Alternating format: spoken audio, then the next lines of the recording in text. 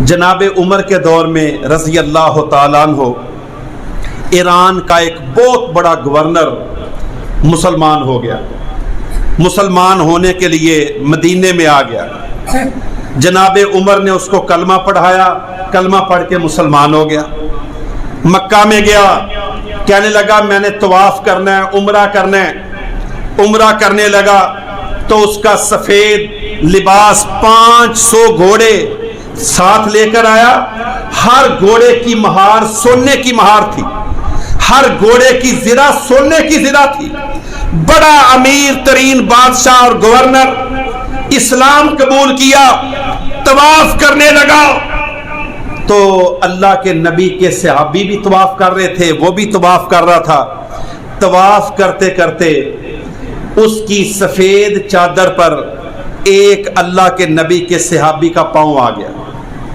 جس طرح چلتے چلتے پاؤں پر پاؤں آ جاتا ہے, اس کے سفید چادر پر نبی صلی اللہ علیہ وسلم کا ایک ادنا غلام, آپ کا صحابی, اس کا پاؤں آ گیا. اس بادشاہ کو جو بھی نیا نیا مسلمان ہوا تھا, نیو کمر تھا, اتنا غصہ آیا, جلال آیا کہ تو نے میری چادر پر پاؤں رکھا, میں ابھی گرنے لگا تھا, میری چادر کو تو نے گندا کیوں کیا, پرا گندا ہو گیا.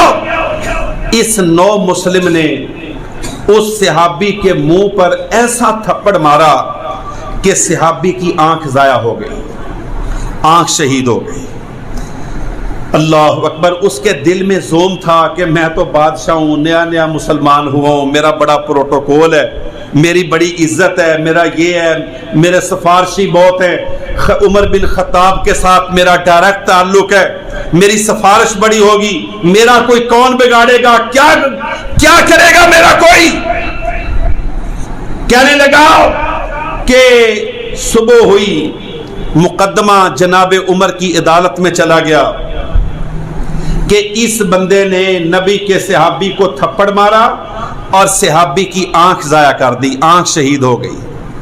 جناب عمر کی عدالت لگی, قرآن مجید کی آیت پڑھی گئی, آپ نے انصاف کے تقاضوں کو پورا کیا, شواہد کو سامنے رکھا, بڑی تفصیل کے ساتھ پڑھ کے سنایا کہ اگر کوئی کسی کا دانت توڑے گا اس کے بدلے دانت کو توڑا جائے گا, اگر کوئی کسی کی آنکھ پھوڑے گا اس کے بدلے اسلام اس کی آنکھ کو نکالے گا, اگر کوئی کسی کو قتل کرے گا, ناحق قتل کرے گا, اس کے بدلے اس کو قتل کیا جائے گا, اگر کوئی زنا کرے گا اس کو رجم کیا جائے گا. جناب عمر نے فیصلہ سنا دیا کہ اس صحابی کی آنکھ کے بدلے اس نیو کمر نو مسلم بادشاہ کی آنکھ کو نکالا جائے گا. نیا نیا مسلمان ہے بھی بادشاہ, پروٹوکول بھی بہت بڑا. ابھی آیا ہے 500 لوگوں کے ساتھ, 500 لوگوں کے ساتھ اسلام قبول کیا ہے. سونا لے کر آیا, چاندی لے کر آیا, زرہ لے کر آیا, تلوار لے کر آیا, طاقت لے کر آیا, ایران کی کمر کے اندر خنجر گھونپ کر آیا, اسلام کے اندر آیا. لیکن اللہ کی شریعت کے راستے میں جناب عمر نے کوئی چیز حائل نہیں آنے دی.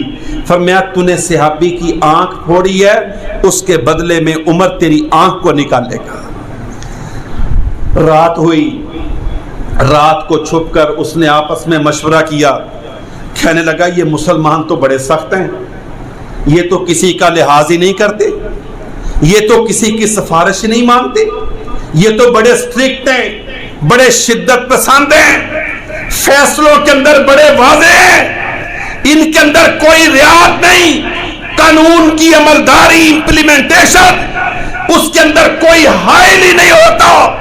صرف ایک قرآن کی بات آ گئی, کسی نے آگے سفارش کرنے کی مجال نہیں دی, کسی نے آگے بات نہیں کی. راتوں رات اپنے 500 گھوڑوں کو لیا, 500 بندوں کو لیا اور جا کر روم فرار ہو گیا, مرتد ہو گیا. میرے محترم بھائیوں, یہ اسلام ہے.